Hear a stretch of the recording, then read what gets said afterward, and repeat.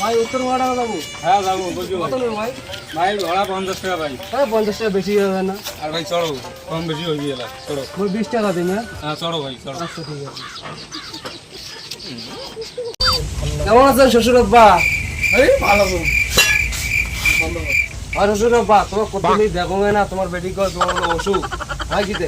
মোর অসুখ থেকে আমি খাওয়াই দাওয়া বন্ধ করি। তোমার বেটি না কোন আমি ভাবলাম যে শ্বশুর থেকে নাই তো ভাবি আত্মহত্যা করতে খাওয়ার জন্য বুঝে যাচ্ছে। কিছু বলেন শ্বশুর আব্বা? না না কিছু বল নাই কি ওগুলো কিছু কর বা। আচ্ছা যাও ঘর যাও।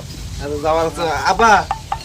কদিন থেকে মাছ গোস্ত খান না তো, মাছ গোস্ত করলে ভালো হবে। হ্যাঁ ঠিক আছে ঠিক আছে। ওই